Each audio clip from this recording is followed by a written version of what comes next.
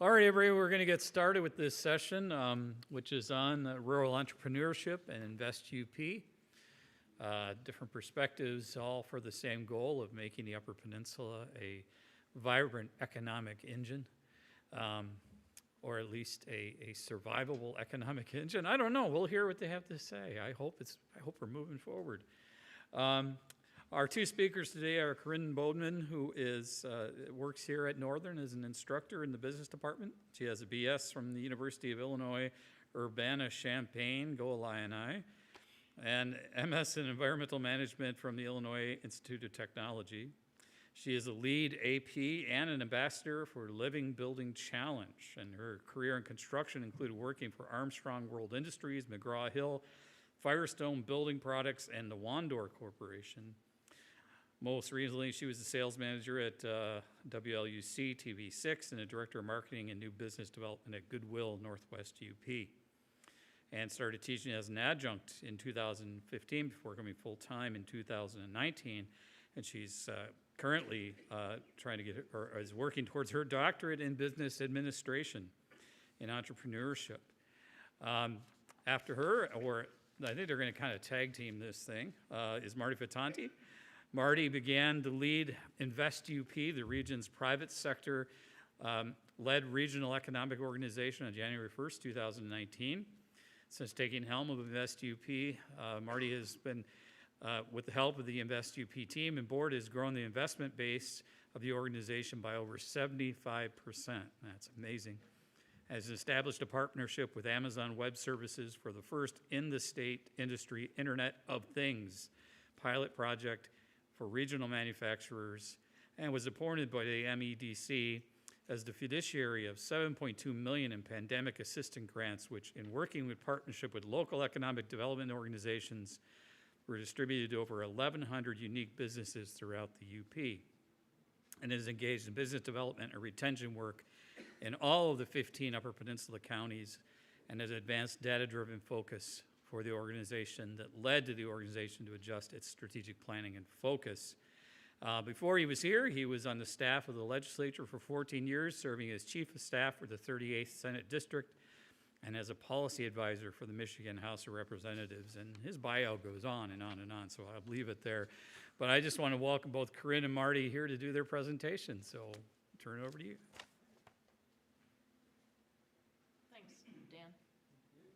Hey, good afternoon, everyone.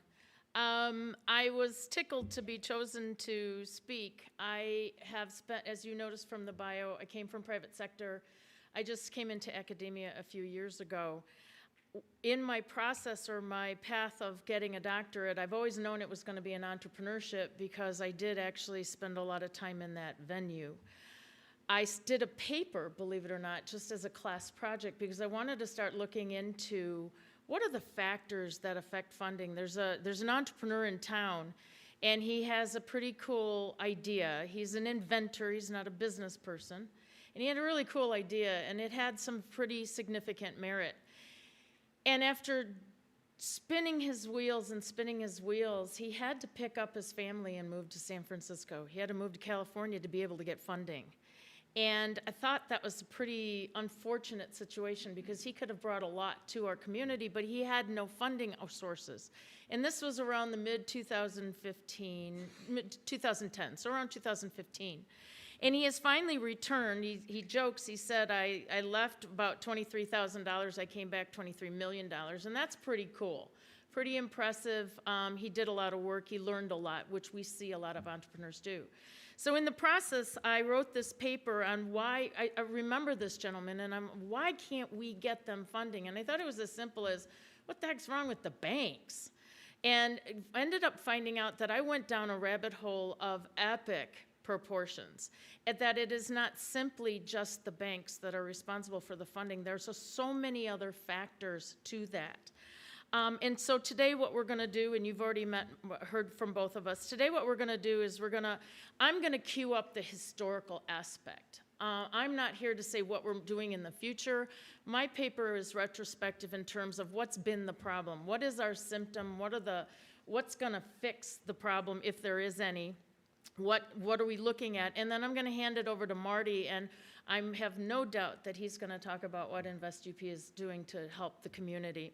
So we're going to talk a little bit about what is rural entrepreneurship. Amazingly, rural entrepreneurship is a little bit more technical and complicated than anyone would have ever thought. Hey, got to get business in rural communities. It's a little bit more difficult than that. We will go then into the definition of what's rural. There are academic definitions of what's rural, and what's interesting is that what's rural in the United States is totally different than what's rural in, for instance, Europe or the Middle East or South America.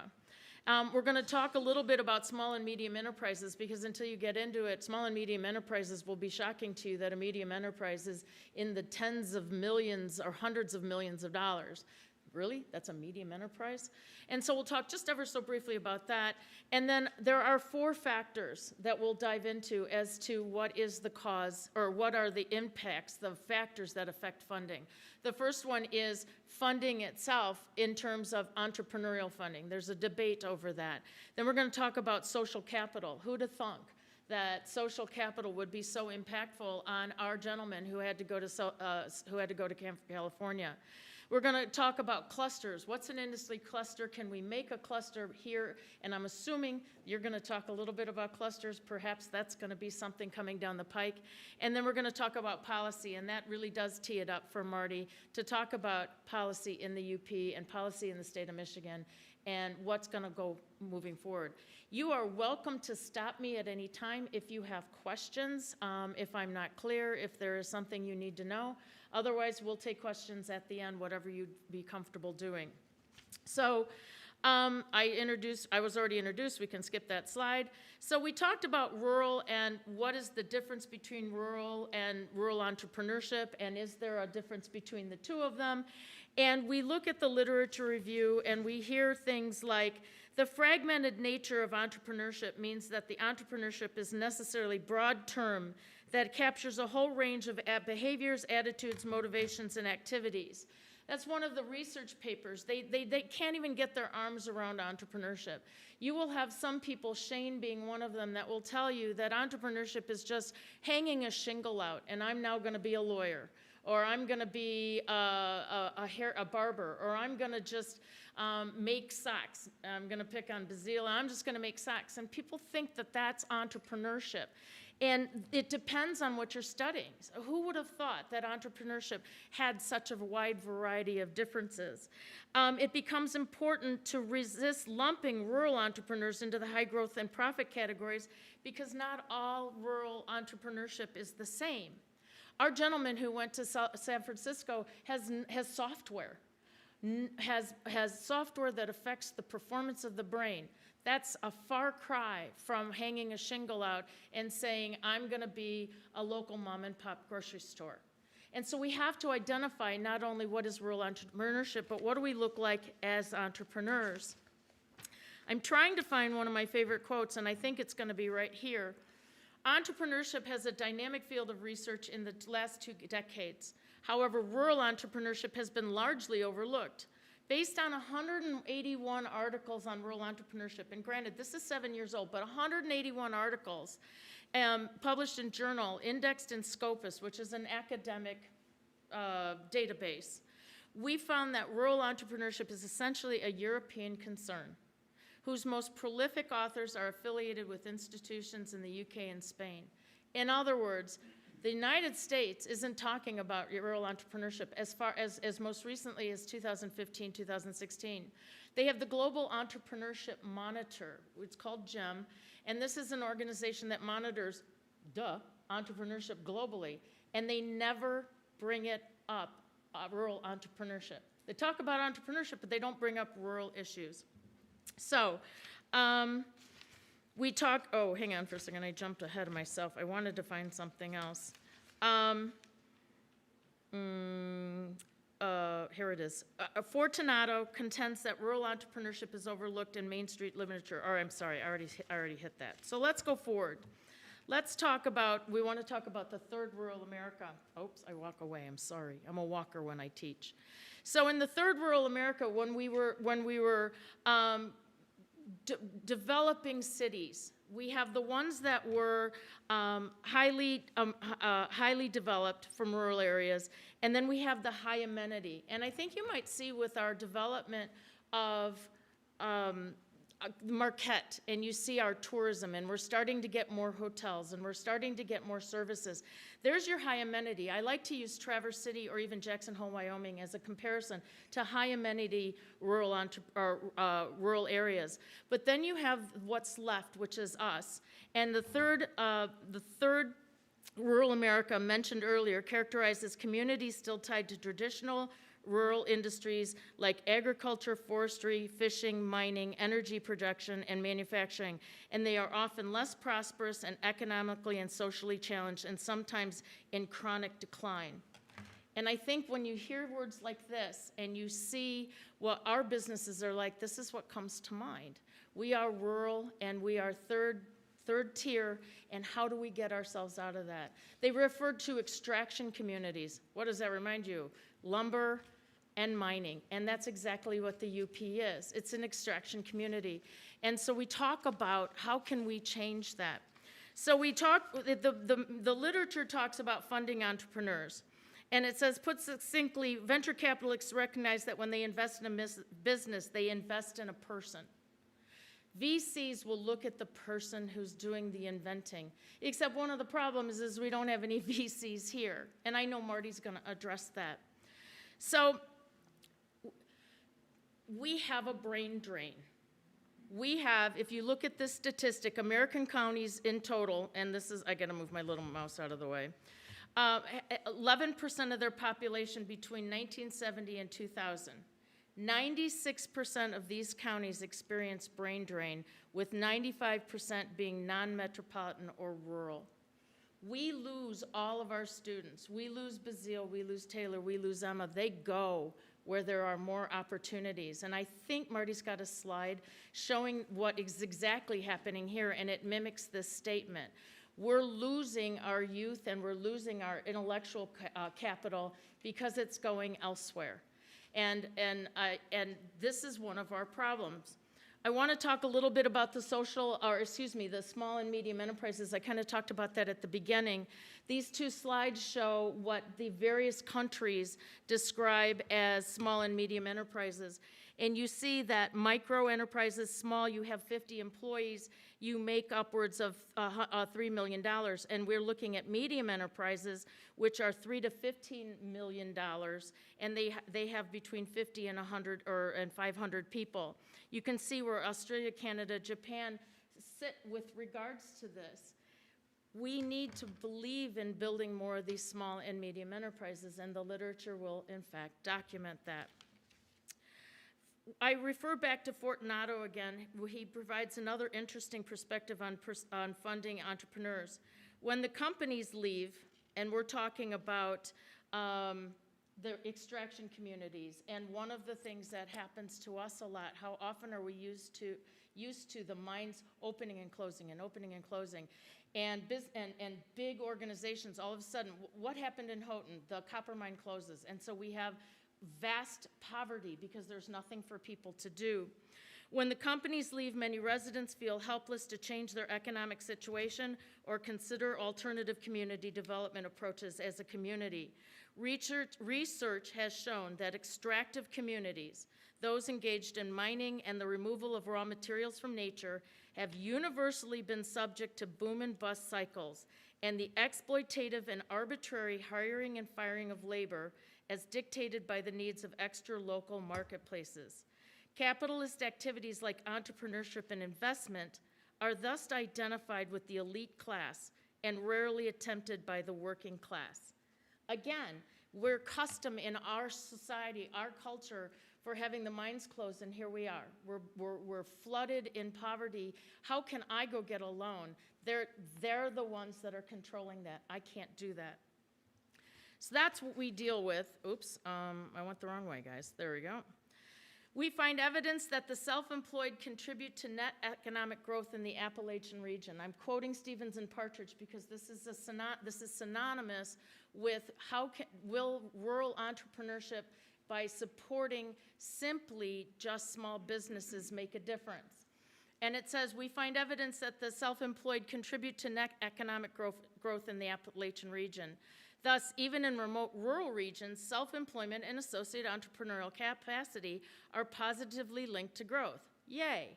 Yet we find no statistical linkage between the number of small businesses and growth, suggesting that the type of business is more important than size. And so what we're leading to is we have an author who says you don't want to support the small businesses. You have local businesses say we have to support the local businesses, the small businesses. And yet we have a study from 10 years ago that says when it's a small business, if it's not the right technology, it's really not going to matter. Yes, it helps growth, but big business and growth, it has to be a specific type of business. And of course, we're all going to point our fingers at technology. And you'll see a lot of that redundancy. So we go into the 4 causes of factors that influence funding. And we talked a little bit about the funding. Who is funding the social or the entrepreneurs locally? And notoriously, it's been your banks, because banks notoriously have been the ones, just what we referred to with the extractive communities. They're the ones controlling the money. Banks notoriously, however, do not like to take a lot of risk. So if the business isn't something, we've seen that we have to have a special kind of industry, but if the businesses aren't doing, the banks aren't seeing something that they're comfortable with, then in fact they aren't going to invest in that business. So then we move on to social capital. Social capital is who you know, what you know, how can they help you. And there's a point here that says social scientists have described 2 forms of social capital, bonding and bridging. The bonding social capital perspective explores the impact of collectives' internal ties and the substance of the network relationships. Bridging social capital, sometimes referred to as the private goods model of social capital, focuses on individuals and their network relationships. So summarizing this one point, however, they say a social network theory perspective is closely related to resource-based view and suggests that business networks in rural locations are likely to be thinly dispersed and limited in the extent of strong and weak ties. Firms involved may lack centrality, and networks are more likely to have structural holes. In other words, there's not enough people to help. We don't have businesses that are going to support other businesses. We don't have enough people to say, hey, I know this dude, give him a shout. The networking of social capital doesn't exist. And that is one of the drawbacks. Ironically, my dissertation is going to be how COVID has affected certain things. We are learning now that the ability to Zoom has changed that exponentially. So this was written right about the time COVID hit. We are learning that now our social capital can be improved remotely given the fact that we've learned to communicate and talk to each other via Zoom and build our networks that way. So we continue on with barriers to social capital can be great, including, but not limited to, lack of availability, visibility, affordability, and the skill of the entrepreneur. This gentleman who invented the brain neurological product, he had to go to San Francisco. He was an inventor. One of the things that I teach my students is there's something called inventor bias. The inventor thinks that his product is the very best thing in the world. He went to San Francisco and realized he was the wrong person for the job. He got it, but couldn't talk it. And he came back and he said, I've hired myself a CEO. He's the new business development guy. He's the guy who's running my company. I'm the brains behind it, but I know I can't talk about it. And that relates to the skill of the entrepreneur.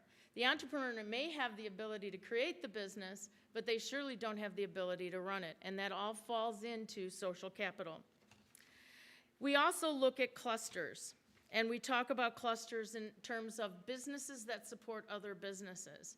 You don't see let me rephrase that. There's very little support of businesses with the exception of the mine. You see all of the equipment company and then all of the support to the equipment company. The same with the lumber industry. You see all of the Ponzi's of the world and the Caterpillars that are there to help the lumber industry and all of the businesses that support that, but that's it. The clusters are what kind of businesses can we bring to, in fact, help that. And they describe microclusters. Clusters improve performance. It fails to address rural considerations.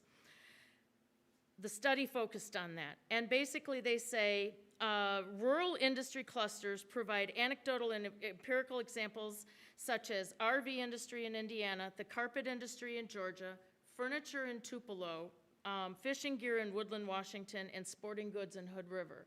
So if we can get an industry, aside from something that's extractive, once you get that industry, you will get support businesses, which is in fact, stealing Marty's thunder, will bring more economic growth. And so finally, we discuss policy, and I'm gonna then prepare to hand this over. Let's tease this up for Marty. Policy has been very interesting in the research. Again, I have mentioned this author called Shane who says it's absolutely ludicrous for the government to support small business, the mom and the pop businesses, the startup grocery store. It doesn't do much for the community, and yet we hear the word jobs, jobs, jobs, but that's not where it helps. And he says that only 0.3% of all startups are backed by venture capital, and yet they're the ones that, in fact, create most of the growth. And what they're saying, what the literature is saying is that, and I think I'm here we go. Recent estimates suggest that venture capital firms owned or supported by the government participated in over $4 billion per year investments in privately held firms globally. They contend that public VCs can energize the private markets, fill gaps in the areas where private VCs would be reticent, provide seed money to get the investor to the next stage for second round VC, and bridge the information asymmetries that are found between private VCs and entrepreneurs. So what they're saying is, yo, government, we gotta have some kind of venture capital where it's not gonna be privately funded per se. And my understanding, and I'm going to have Marty correct me if I'm wrong, is they don't take ownership. Eventually they get their paid back. It's almost a loan, isn't not like a funding mechanism. It's just a temporary funding and they get paid back, I'm pretty sure. Okay, fine. So finally, I want to quote something from the Federal Reserve of Minneapolis. The Academy suggests expanding capital opportunities along each rung of a firm's capital ladder. According to the Academy, a company is on its first rung when it's starting out. Seed capital is critical. Second rung of the ladder, businesses need assistance in operating expenses. The third rung of the ladder is venture capital, and at this point, companies may require millions and millions of dollars of investment. And most of the rest of the literature suggests that it needs to be a public-private enterprise to be able to fund rural entrepreneurs. That there are so many things that we have to deal with that private investment isn't going to always solve the problems. And one last quote. Job creation remains important, and thus the great jobs creation debate is important. Determining who is creating jobs, small business, large ventures, growth entrepreneurs is an important question. Your community's development strategy should be built with an understanding of the jobs creators as one of your key metrics. In other words, what that is saying is what's really important, what jobs are we wanting to create? And that, it continues on, but that's a pretty good summary of a history of what's going on in the UP. And I'm going to hand it over to Mr. Frittante to tell us how they're gonna address it. So thank you. All right, and I will put you up there. No, thank you. There you go, and I've even made it big for you. I think I have. Oh, yeah, good. Yeah, good work. see? Well, thank you, Professor Bodeman. It's been a pleasure to get to work with you and to learn from you. And thank you, Dan. It's been a pleasure to get to meet you and learn a little bit more about the Bomir Center as well. It's an honor to be here today and to be part of the Sonderegger Symposium, especially after hearing about the rich life of Marion Sonderegger and that which she led before passing just this past May at 99 years of age. There's no doubt in those 99 years that Mrs. Sonderegger saw many changes and challenges, and from the legacy she left, advanced many of the opportunities. So I think it's especially appropriate that I was asked here today to talk about the challenges that the Upper Peninsula is facing in economic development, but hopefully through that, to the point that Corinne just made, to talk about how we turn those challenges to opportunity. However, before talking about that topic, let me just tell you a little bit about InvestUP. We are a regional economic development organization. We're fairly young. We were formed in November of 2017 at really the charge of then Governor Snyder. He invested a lot of time, looked to invest some resource in the Upper Peninsula, and I think became frustrated at the parochialism that existed in the Upper Peninsula to find a sole source of economic development voice. So with that, some businessmen and businesswomen, principally in Marquette County, came together to stand up a model that's been used successfully in other parts of the state. The gold model, I would say, is the right place down in Grand Rapids and Southwest Michigan first in Kalamazoo. So we're charged with driving prosperity across the entire Upper Peninsula and to try to find where opportunity exists in each county in the UP and to remove barriers or obstacles to economic opportunity. We have 4 strategic objectives. So we look to grow and develop existing business. We look to attract new business. We look to brand the Upper Peninsula as a great place to live, work, and play. And we look to retain and attract workforce.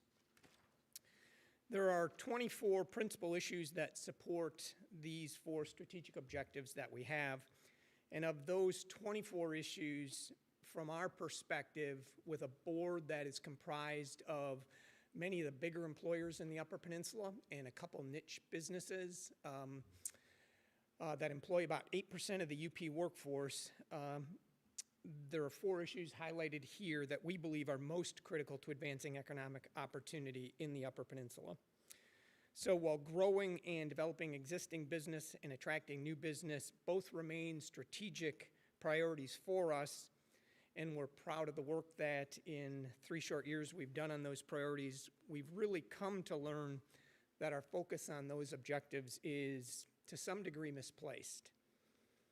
And that's because both of those priorities really rely heavily upon workforce.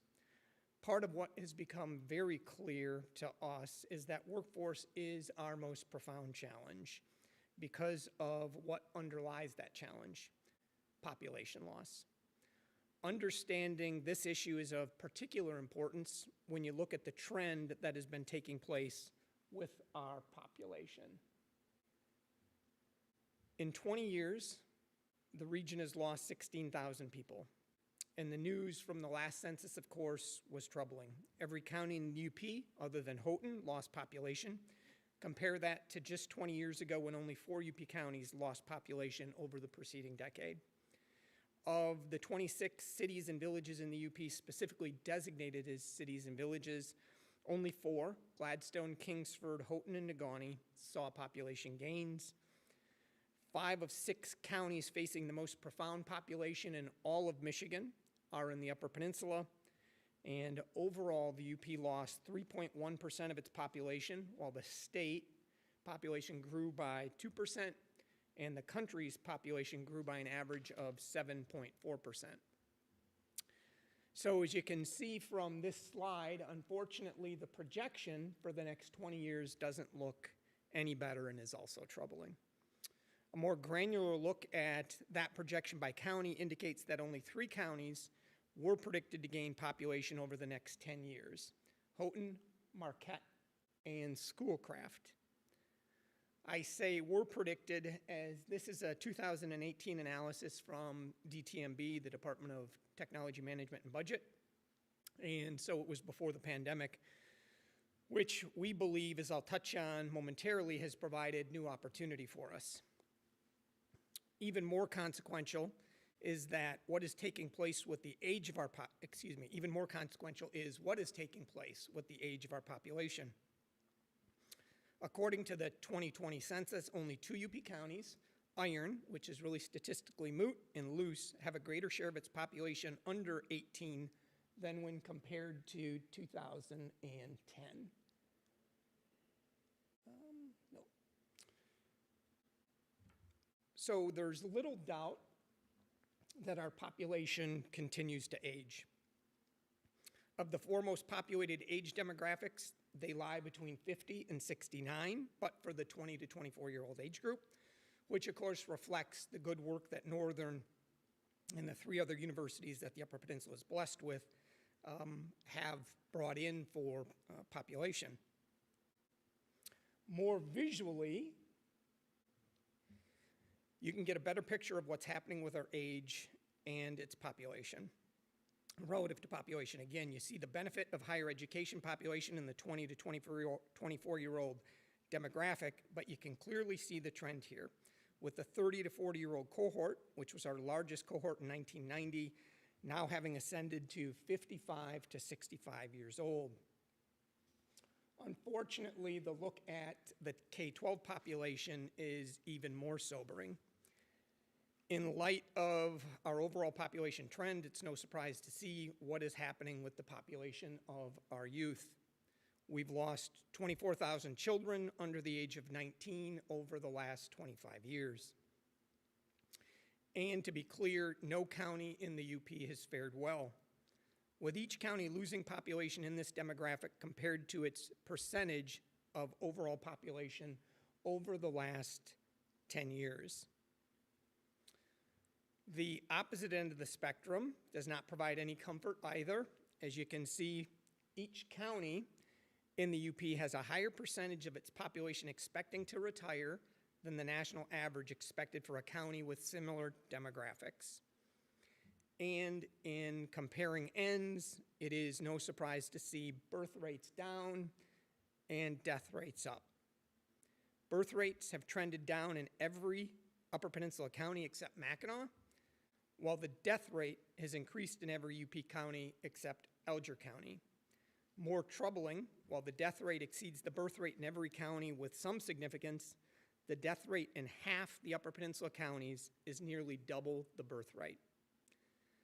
However, what is most troubling is what it means to our school enrollment in the Upper Peninsula. Seeing the foregoing, it should be no surprise, of course, to understand the impact to our school, but yet to actually see it, it's stunning. From 1970 to 2020, it's estimated that the UP went from just under 71,000 students to just under 37,000 students. Or another way, we've lost 48% of our K12 population. What is arguably worse is in just the last 20 years, we've lost 22% of our students. Another way to look at this is our K12 population as a percent of our total population. So you can see here, the downward, let me gain my spot. In light of the preceding slide, a downward trend was to be expected, but this look provides another graphic visual that the trend is alarming. We've gone from having nearly a quarter of our population in the UP to being school-aged in 1970 to presently having a population that is less than an eighth that is school-aged. And in case you're interested to know how the top 20 school districts have fared, you can see outside of Houghton, none have fared well. 13 of the 20 largest districts have lost over 50% of their enrollment, with Ontonagon losing a stunning 4 of every 5 of its students. Certainly, there are a number of reasons why our K-12 population has declined, including fewer births and homeschooling, but I'd suggest the biggest reason is the loss of business and industry throughout the Upper Peninsula. However, I would also suggest the reason doesn't matter as much as the consequence or the solution. If you want some perspective on the consequence, though, consider just this one fact. Due to the loss of K-12 students in the UP that we've seen over just the last 20 years, the Upper Peninsula is losing school revenue just based on foundation allowance, none of the categoricals, each and every year of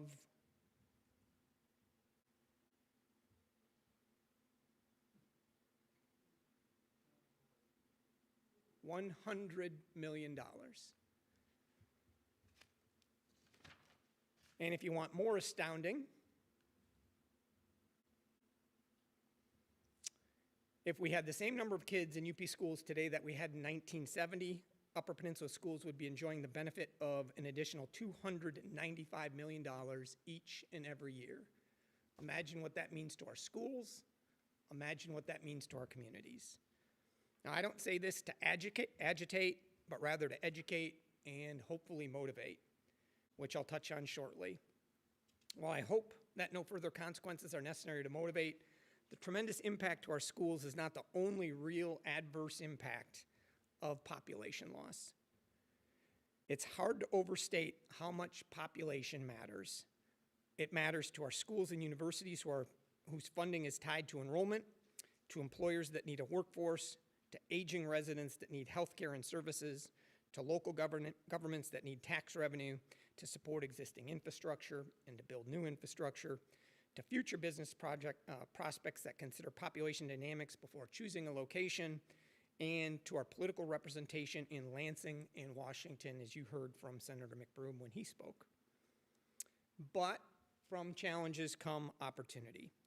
And before focusing on some of the prospective solutions to our challenges, let me just suggest that despite the data that I just shared, there really is great reason for optimism. And you need look no further than tourist traffic.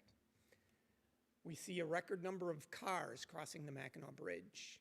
Pictured Rocks, which had a previous high of 800,000 visitors in 2019, went to 1.2 million visitors last year and is estimated to have 1.5 million visitors this year. And the Ore to Shore in Marquette this year had 2,600 residents from 31 states. And it's easy to understand why the UP is such an incredible destination. We are certainly grateful for tourism and appreciate its significance to our economy, but frankly, the UP is so much more than that. The reality, especially today, is that being a vacation destination, especially one predicated on priceless resources like these, is not incompatible with being a great place to do business. In fact, it's foundational to it. And that was recognized by the Wall Street Journal in a Saturday essay just this year. The Wall Street Journal went on to say that in talking about the opportunity through the pandemic for remote work, the places that will compete best are those with unique amenities, like Michigan's Upper Peninsula. An adage provides that if it's a great place to visit, it's a great place to live, and if it's a great place to live, it's a great place to work, and if it's a great place to work, it's a great place to do business. We need to answer how we turn that adage into action and convert those travelers to townsfolk. But in order to do that, and to have a meaningful chance in doing that, there are four really difficult foundational infrastructure issues we must fix. The strategic focus that I was talking about in those four boxed issues that I had presented earlier. First, our growth is constrained by housing. And if you look what is happening with building permits authorizing new housing units, it offers insight into the magnitude of the problem. Over the last 20 years, we've seen a 66% reduction in new housing units being built in the Upper Peninsula. Second, available and affordable childcare is constraining growth in the UP. And again, the data is revealing. We've lost 30% of our licensed childcare providers. Additionally, we have nearly 2 kids for every 1 childcare spot available. Thankfully, state policymakers and the administration just invested in this past year's budget $1.4 billion into childcare solutions, doing everything from increasing the childcare subsidy to improving access to reducing some barriers that that made it difficult for providers to get into the business. However, we're understandably concerned that, like so much state programming, that money will either not be well designed for our needs in the UP and address our particular problems, or be too bureaucratic and too slow in coming to address the very real opportunity that's in front of us right now. The third issue we need to resolve is, of course, affordable and accessible broadband. And there's even more reason to be optimistic here, as Atlantic Engineering Group, AEG, was the winning bidder of the Rural Digital Opportunity Fund for the UP. and is making a $175 million investment in Michigan to bring 1 gigabyte fiber to the home. Construction in the UP is well underway, and in fact, just 2 weeks ago, Delta County saw its first subscribers to this gigabyte service. Additionally, as you may know, with the success that the EAN has had, the Educational Access Network that NMU has built out, in late December, bipartisan legislation was passed by Senator Gary Peters that will ensure the EAN is secure and able to offer its most up-to-date technology. That, along with the fact that EAN has spectrum open to commercial service, will permit it to expand its footprint even further. And lastly, we must find a way to stand up best-in-class regional air service that provides more robust, reliable air access in and out of the region.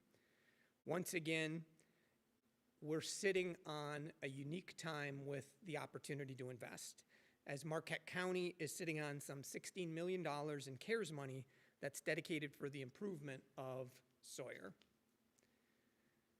So those 4 issues are difficult to resolve, but with these types of investments, there's reason for optimism right now. And I would submit that there's further reason for optimism with the profound challenges we're facing with population.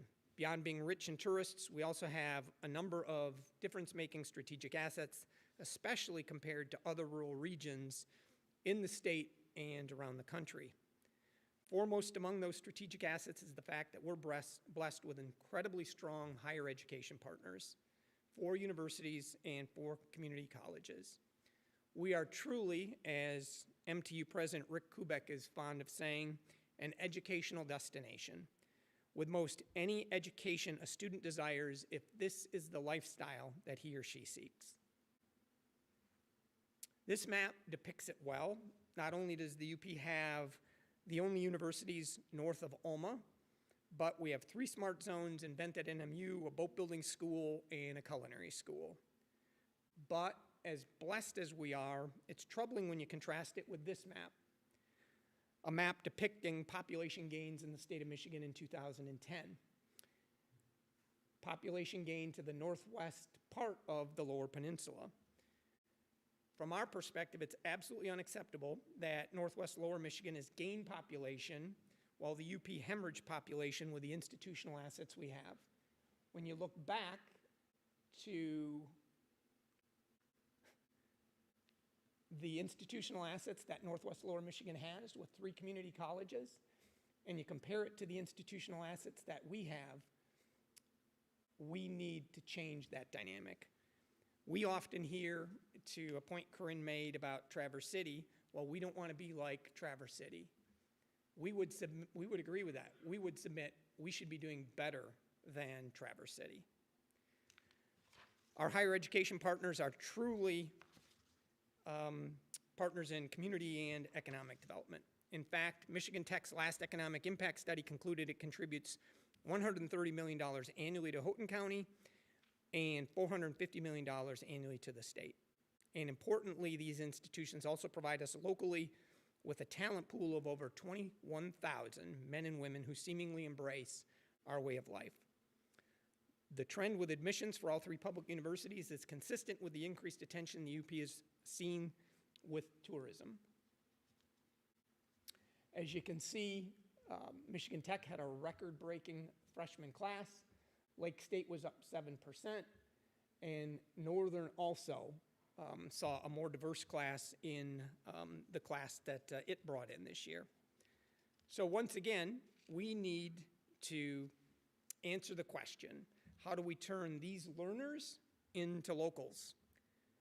We need a comprehensive talent retention partnership between the private sector and educational institutions that embraces not only these 21,000 higher education students, but also our K12 students to keep them here after they graduate. Our difference-making assets don't stop there, however. Foremost amongst them is an innovative ecosystem, including 3 smart zones and Invent at NMU.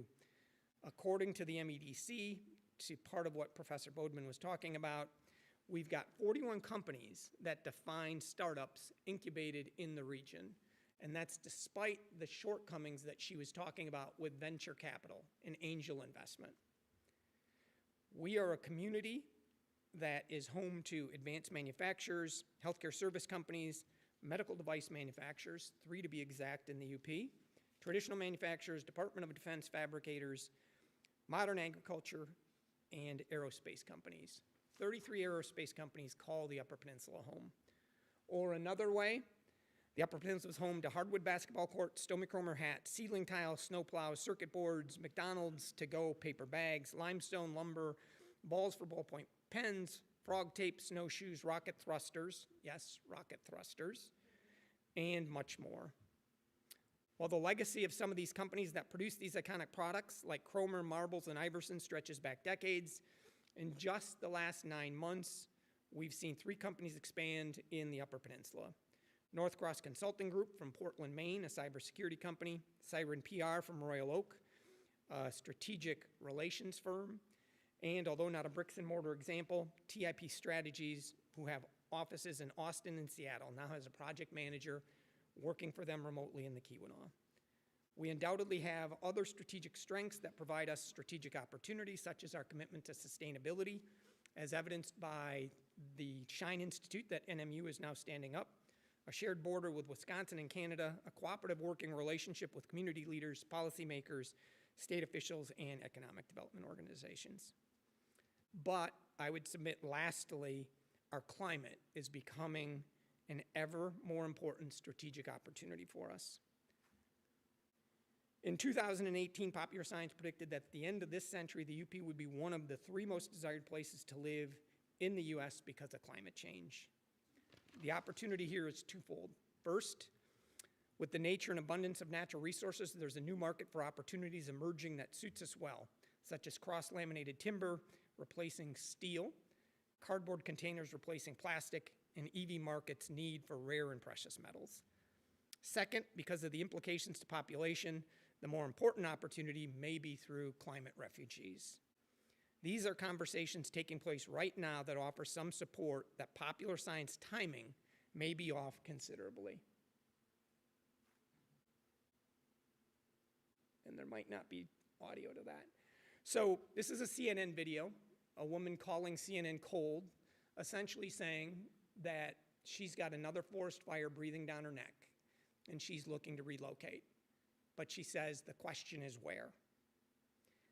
So I would suggest this woman asks the absolute right question. She asks, if not here, where?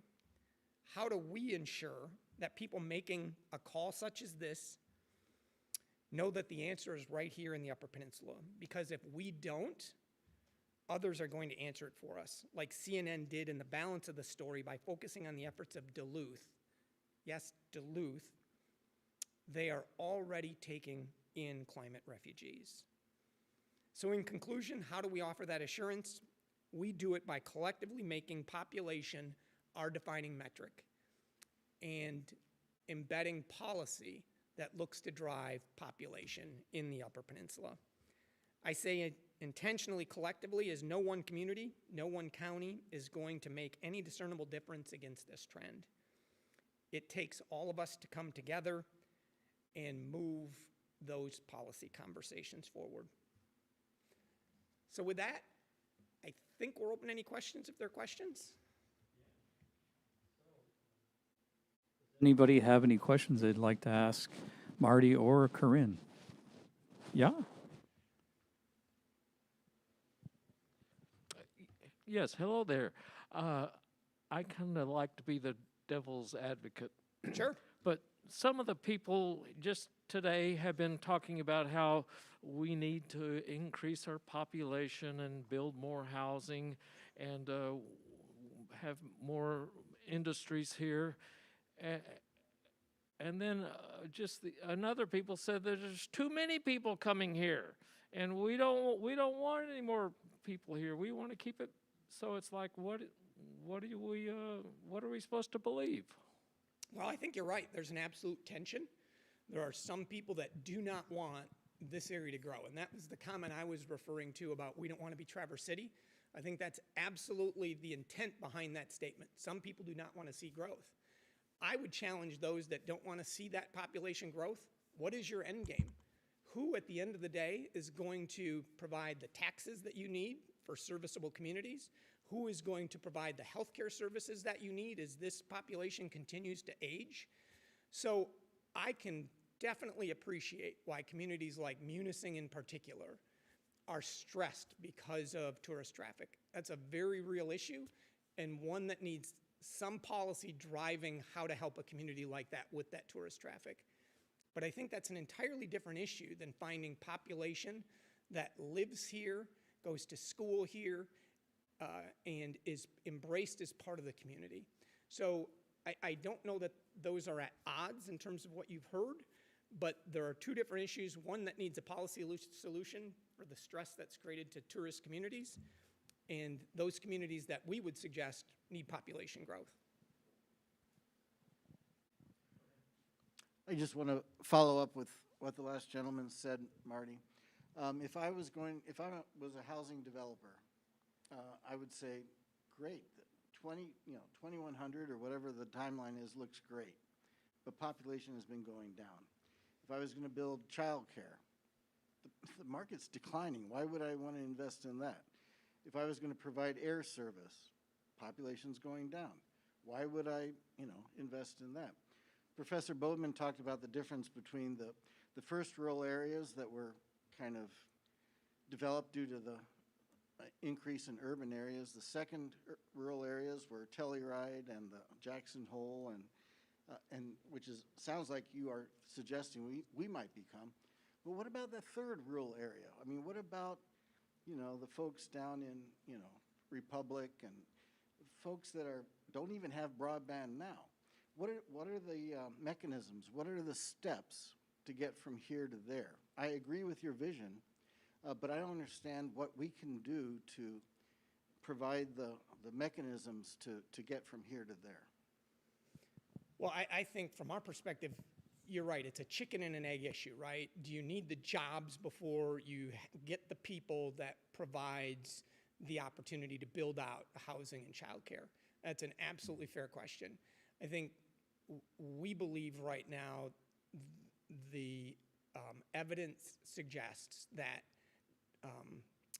talent attracts business.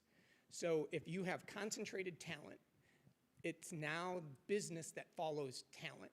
So you need to address those infrastructure issues to have any opportunity to attract new business or see existing business grow. It's what we hear day in and day out from our business community.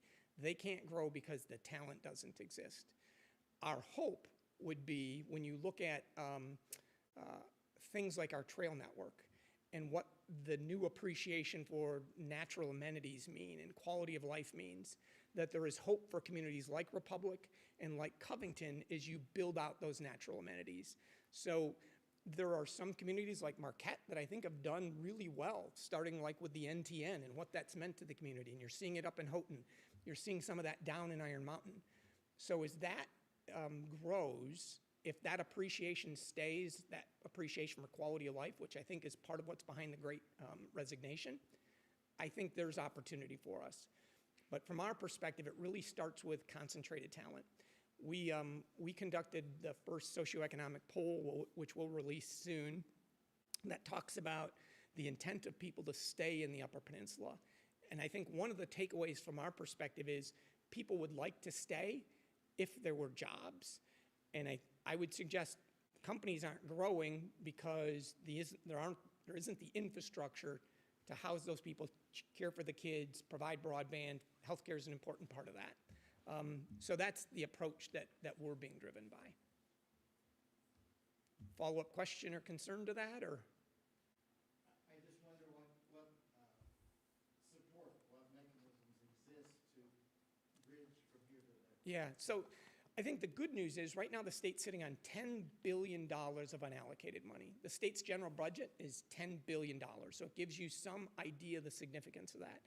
$6.5 billion is from American Rescue Plan money, so there's some limitation on how that can be used. $3.5 billion is from budget surplus, so there is no restriction on how that can be used. So as I'd mentioned, the state has invested $1.4 billion into childcare. We expect that will, at least in the short term, help with some childcare provision.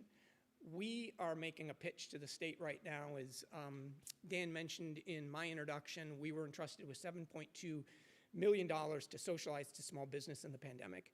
We're making a pitch to policymakers right now to entrust us regionally with $50 million to allow us some opportunity to address the most acute needs in our region. Other regions shouldn't be excluded from that, allow them to address the needs in their community. What we would look to do with that $50 million is to tackle those types of issues. So as an example, we would have a loan guarantee that de-risks housing developments. Part of what we hear from the development community, and we stood up a conversation with developers, bankers, community leaders to say, what's the issue standing in the way of development? And what we heard is projects here are largely too risky. So what we'd look to do is have a loan guarantee that allow the banks to get into the game, de-risk that loan for them, and if the loan goes bad, then pay it off. So those are the types of things we would look to do. And again, with the money that's there right now, we think there's really opportunity in it, much like with broadband. So it's a really unique time for us. A lot of people are saying it's some kind of a once-in-a-lifetime opportunity with the money that's out there for investment. And if you're reading the news today, it sounds like there's more investment coming for infrastructure and the social programming. Now's the time for us to ask. I would say it's not once in a lifetime. It's just a once opportunity. We will never be back at this intersection again. So if we don't get it right now, particularly with the renewed interest in rural communities with our types of amenities, this opportunity passes us by. Jen? Sorry, he gave me the mic. Thank you. Fascinating. And thanks for all the work you're doing. This is really, really important. In the last session, Tom Nemechek of the UP Travel Association raised everyone's awareness about short-term rentals. Yeah. He's very concerned. As you might know, the Marquette City Commission is also very concerned. I wondered, are you guys going to take a position on that, or where are you on that? So we haven't. I served in the legislature on staff for 14 years, and that is as hard of an issue that was in front of the legislature in my time. And so to see a proposal advanced to the House 2 weeks ago and is now in front of the Senate, frankly, was a bit surprising to me. We'll see if it gets legs in the Senate. It's not something we've staked a position out on, but in talking to this gentleman, when you talk about some of those tensions that tourists are creating for Upper Peninsula communities, that's part of what's at the heart of it. You're seeing it in Munising. It's a real difficult conversation between local leaders there who feel the stress to their budgets by virtue of what's going on the emergency response side and what it means for public service, yet you balance that against kind of the free market person buying a home and investment. So it's a really hard issue for locals.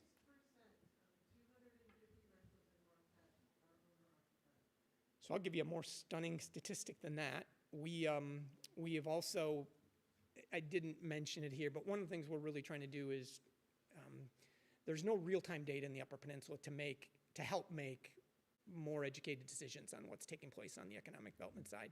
So not only have we committed to a biannual 3-year poll with the Glenn Gariff Group, we also commissioned Dr. Rochelle Winkler from Michigan Tech to do an in-migration study. So that will soon be released publicly as well. One of the things I will telegraph that was learned in that study is 30% of all homes in the Upper Peninsula are not occupied year-round. Some communities see 50% of the homes in their community not occupied year-round. So you think about the consequence of what that means to that housing market and what that then means for those that are using it for investment, short-term rental purposes. It's a very hard conversation. One that I'm grateful is behind me is a staff member in the legislature. I don't know that we'll weigh in. Our focus has been to date really on those 4 issues. But, again, if my board decides that's one of the issues that we tackle, we'll certainly tackle it. But to date, it's not been. Well, thank you for bringing up the short-term housing. As a student who has looked for short-term housing every semester I've been at school and has been unable to find it. Thanks for bringing that up. My question's kind of twofold. So you've mentioned that talent is one of the main things they're looking to retain. Have you been conducting exit interviews with students in terms of the students who are leaving the area and asking them why that is, since remote work is increasing? So we have not, and we think that's the type of very thing that we need to do better in partnership with the universities. So those are conversations that we've had with universities. Question becomes, what's the path forward to pay for it? Who's conducting it? So I think your point's really well made because, again, that gets to the data that allows us to make better decisions. So it's not something we've done yet, but it's something we would love to do. And I guess the next part of that question would be, which obviously would be more informed if you were able to, once you have more data from students, is a lot of the issues you're bringing up very much reminds me of the conversations they're having right now in the country of Greece. They've had the same population issue and the brain drain that Professor Bodeman brought up. And their most recent announcements have been on policies that are to attract digital nomads, which are those remote workers. Is that the type of policies that you guys are discussing now, and what would that look like? Yeah, so that really is something that the Smart Zone here in Marquette has really been leading on. And so that is a big part of what is behind the Make It Marquette campaign, something we're very supportive of. We do see opportunity in kind of that digital nomad life. Absolutely. It's part of why we believe broadband's so important, because you're seeing a trend in that direction, much along the lines you see in remote work. I just lost my train of thought on digital nomads. I think part of that conversation also requires us, to be really honest about what are we doing on immigration, right? And so you right now have Afghan refugees that are coming into this country. And so what is our play towards a population like Afghan refugees? That's a hard conversation to have in an area like the Upper Peninsula, but I think it's a conversation that has to be had. What we've learned quite quickly, unfortunately, there's an office of New Michigan or something along those lines. So Michigan will get 1,300 Afghan refugees, but how they're allocated is largely already been decided. And so we're far behind in being able to even be in a position to qualify for a refugee population like that, because we don't have, once again, the infrastructure in place, like interpreters, like how do you embrace them into our schools. So you look at what Grand Rapids has done to prepare for this type of population. They're steps ahead of us by virtue of that. To give you so we're a pretty small organization, but relative to our local economic development organizations, our partners like the Lake Superior Community Partnership, we're fortunate. But when you compare the bandwidth that we have compared to someplace like the Right Place in Grand Rapids has roughly 4 times bigger population in its metropolitan area than we have. But their regional economic development organization has a budget that's 33 times bigger than ours. So again, it makes our job more difficult to be able to move these types of initiatives forward. So that's not to show pity, it's just the reality and part of the reason we've been so intent on trying to grow that investment base. Thanks. Hey, Marty, when we moved up here 21 years ago, we had to take a 30% pay cut for the privilege of living up here. Housing prices are increasing, gas prices are increasing, everything's increasing. Now, I'm not talking about Northern. We're going to keep that out of the picture. What are the local businesses thinking about pay? Because you see the haves and have-nots, and it's been notoriously low pay in the community. Are they addressing that? That is absolutely one of the obstacles in our opinion to growth. And so to prove this point out, because there is absolutely a historical bias about you can live in the UP, you can pay them less. So what we've just approved to do last Friday is put significant resources into a UP-wide labor market study. So you will see within the next year a comprehensive labor market study that helps to prove out that point, because there are some that just believe it's the UP. It doesn't, your price of living is less, which I don't think is true. And you can afford to pay less. And that is absolutely a barrier to keeping, particularly the younger class here. So, yeah. All right, well, we're going to have to wrap it up. Our next session is going to be starting in a few minutes, but Marty and Corinne, thank you so much. What I will say is that growing up in the UP, I can, from personal experience and seeing other people growing up, where I grew up, you didn't grow up with the expectation that you were going to spend your life there. You grew up with the expectation that you were leaving.